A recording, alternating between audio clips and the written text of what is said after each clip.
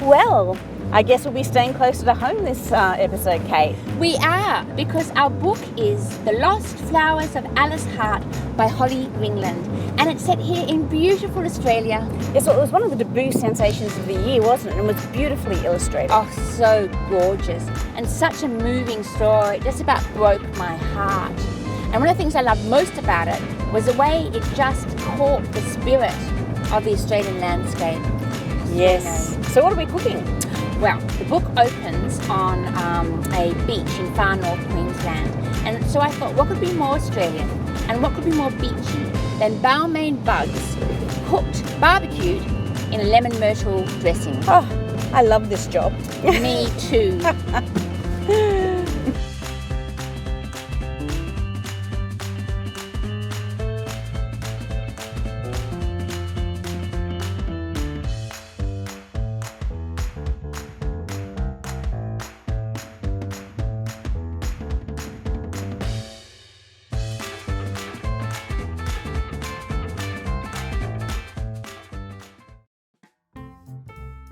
Today we're going to throw a couple of bugs on the barbie because we're going tropo. We're going to North Queensland, where Holly Ringland has set her latest novel, The Lost Flowers of Alice Hart. This is beautifully illustrated and set on a wildflower farm in North Queensland. So our meal today, inspired by her novel, is a fresh pineapple and mint salsa with bugs thrown on the barbie, which we'll be cooking down on the beach. Oh, feels tropical. And you know what? Today it is autumn and the weather outside is 29 degrees Celsius and inside I'm really feeling the heat. Autumn, where are you? But actually it's quite nice that we're doing this for this dish because it is after all a tropical dish. So we're getting into the mood. Okay, there's 2 cups of pineapple. I'm rather hoping I've got 2 cups worth of freshly sliced pineapple here.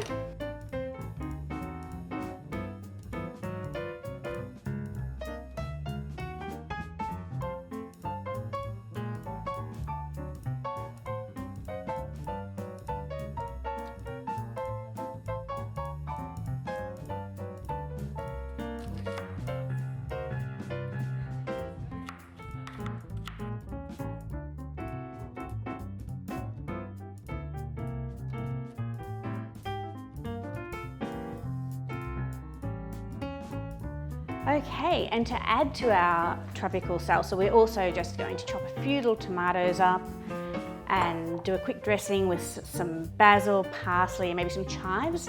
And then we're going to just dress everything with these little fresh nasturtiums because nasturtiums are edible and they usually grow in quite warm climates as well. So let me see. Start with the basil and the herbs.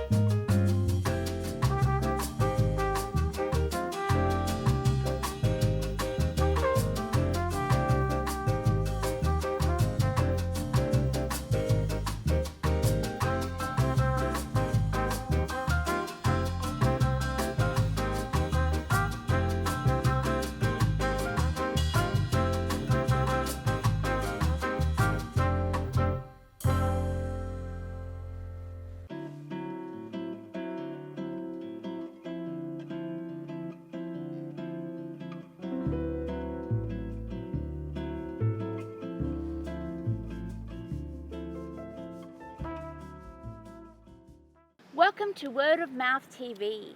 We are here today in gorgeous Sydney with a dear friend of mine, Holly Ringland, who has flown all the way from Manchester to be with us today.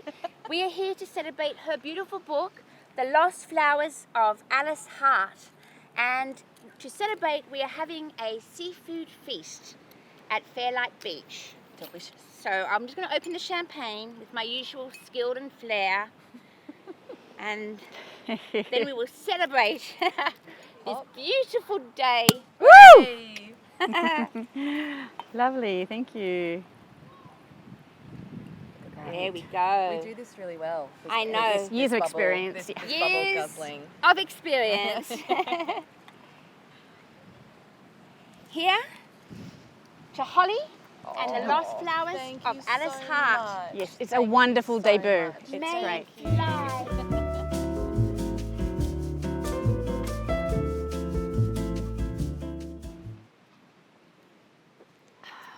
Now, Holly, I would like to start by asking you, if you could just tell us a little something about your book for our viewers. Tell them a little bit about what it's all about. Sure. The Lost Flowers of Alice Hart follows the story of Alice. We meet her when she's 9. She has to leave her idyllic seaside home after tragedy irrevocably changes her life. And she goes to live with the grandmother that she never knew existed, who lives on an Australian native flower farm and teaches her a language of Australian native flowers as a way to say the things that are too hard to speak. It sounds lovely. Well, actually, I read it and it was lovely. So, I mean, it's a fascinating book, and the setting is fascinating. The notion of a wildlife farm for flowers is fascinating. What inspired you to write that book and set it in that place as well? Yeah, I was really interested in looking at the relationships between trauma and creative writing. And just like any fairy tale, as the Queen here would know, there's a dark heart at the centre of those stories. So what inspired the beginning of writing this novel was sort of what would happen if I went into traumatic experience and drew fiction from there to reform that dark heart into something else. So that's where the inspiration came from.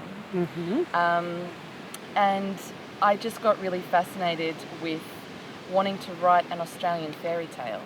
Wow, right. And so combining those two elements was the genesis of how the novel came to start.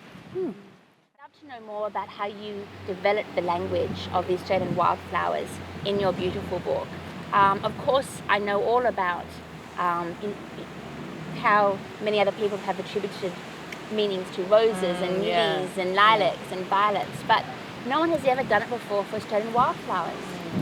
I was really excited when in 2014, and I was doing my research, I went down that rabbit hole that you go in when you're researching, and I discovered this floral craze that swept across Europe, where people who found things too socially hard to speak very literally relied on bouquets of deliberately constructed flowers to communicate both expressions of love and also of like, you spite me, I hate you, a curse on your house. So you know, poisonous foxgloves would be incorporated into a bouquet, and the person that was receiving them would know, oh, okay. So that really captured my imagination. I was raised by avid gardeners in my granny and my mum, both of whom taught me the force of nature and the value of flowers.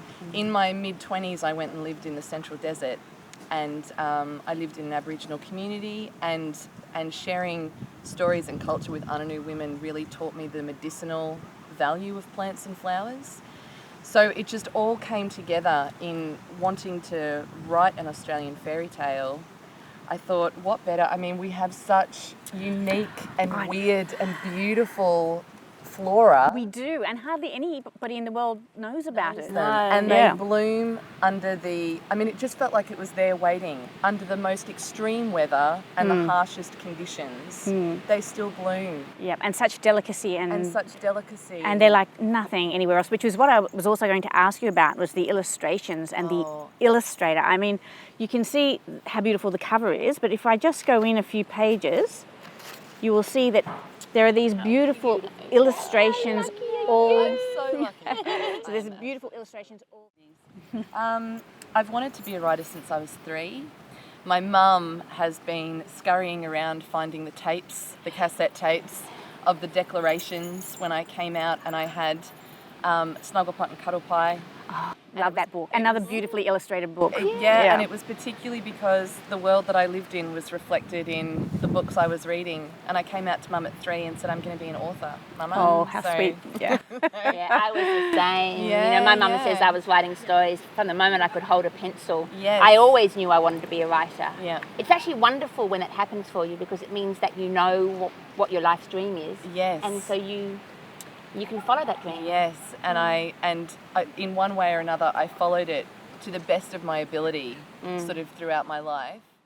And so it wasn't until someone really close to me died, and I was with them when they died. And there is just, as anybody who has grieved and lost someone they love knows, there is just nothing like mortality to sharpen Yeah. your priorities and what's important. And I went into my office about a month later, pretty mad from grief, and I just took the cap off my fountain pen, because that's what every writer does.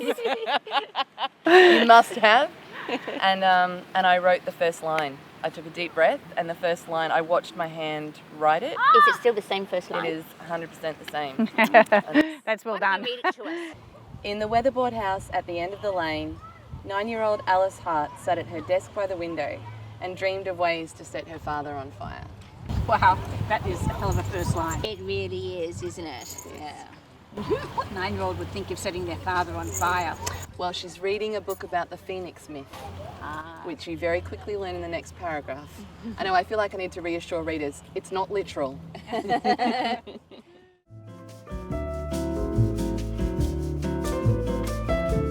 has sold everywhere, and you've been on this mad whirlwind of a tour. Can you tell us how that has been for you?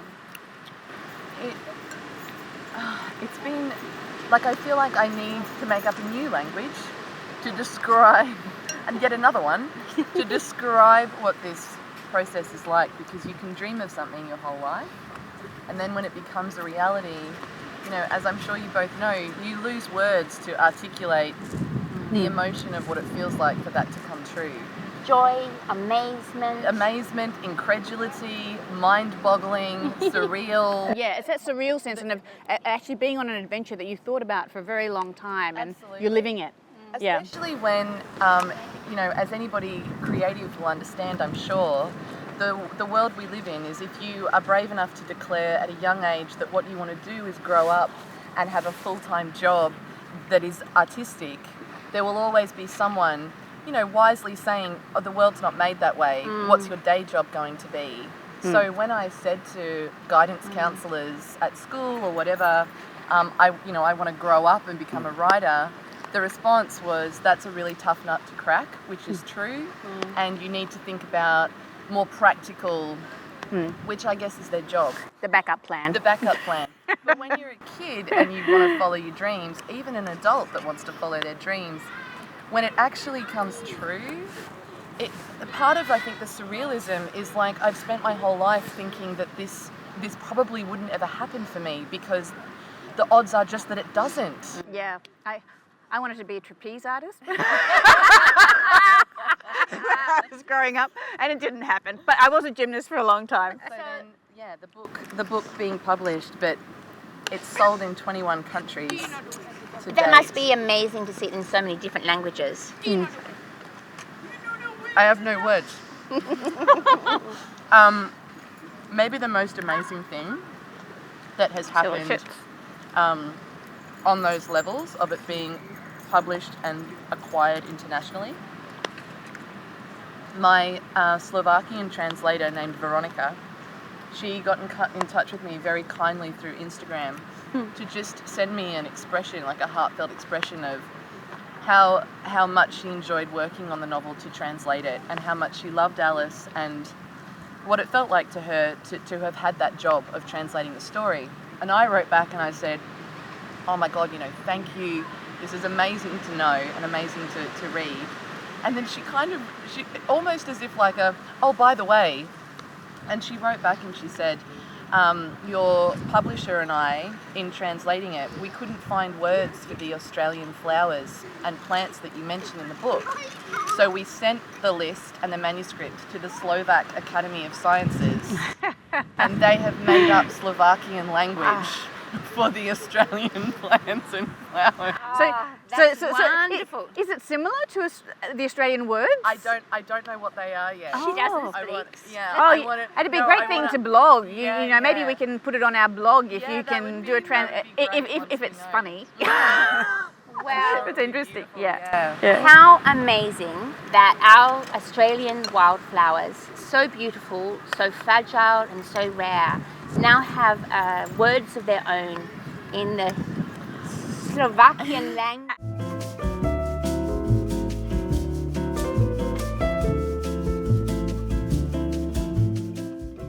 Right. So, what have we read lately? Holly Ringland is going to give us her tips about her favourite book that she's read lately, and Kate and I will give ours. Holly, stage is yours. Oh, so most recently I had the absolute thrill to devour this new book, non-fiction book called The Friendship Cure by Kate Lever, who is an Australian author and journo living in London.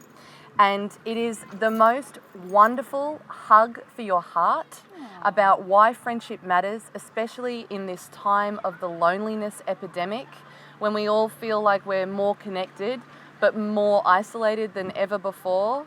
And it's full of science and it's full of personal anecdotes about why friendship matters and how it makes us better. So I cannot recommend this book strongly enough.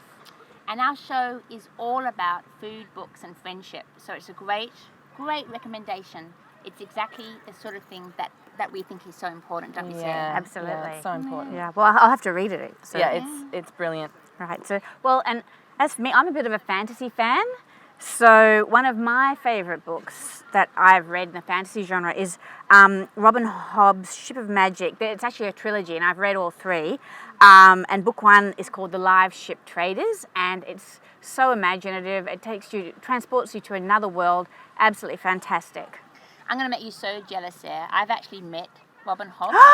I know. And You've met she's- everybody, Kate. And she's gorgeous. You'd love her. Maybe we'll try and get her on the show one day. That'd be Ooh, fantastic. goals. So for me, the book that I'm going to recommend is The Guernsey Literary and Potato Peel Pie Society by Mary Ann Schaefer and Annie Barrows. Now this is one of my all-time favourite books, and it has just been made into a major movie, and I can't tell you how excited I am about going to go and see this film. I just hope that they do the book justice. It's always the hope, isn't it? It's always the hope. always the big hope. yeah. It's always a hope, but it looks gorgeous, Yeah.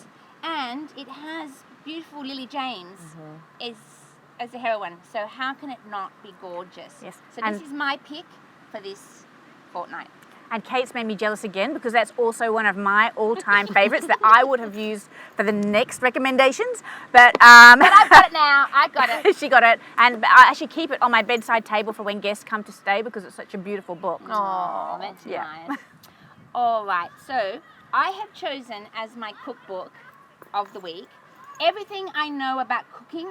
I learned from the Country Women's Association of New South Wales. Oh. This is just the most charming book, and it's very, very Australian. I picked it because it kind of chimed with your Resonates? book, Yeah. Holly. Aw. It's a really gorgeous little book, and it's full of things like ice cream cake, savoury pie, macaroni. So this would be a great book to use to cook with your children, I think. Very cute. Perfect.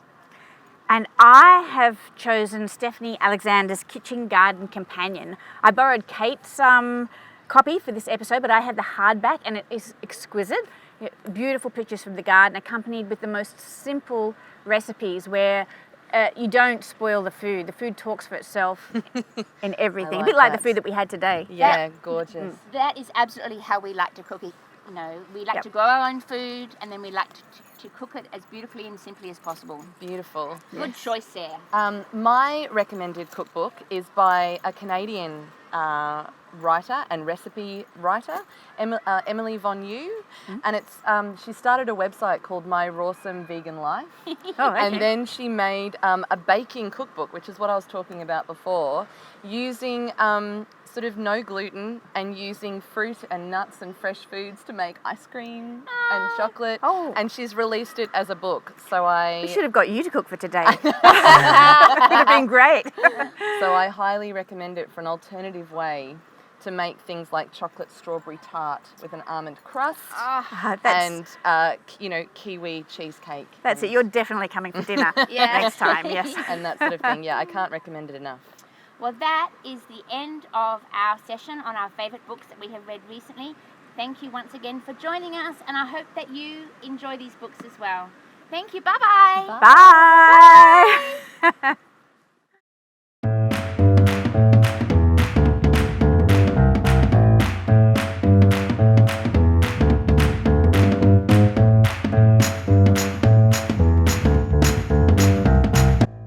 Thank you for joining us. And if you want to enter our giveaway, Or know more about our fantastic prizes, or try any of our delicious recipes, or know all about our news, views and reviews, then just go to our website at wordofmouthtv.com.au. see you next time.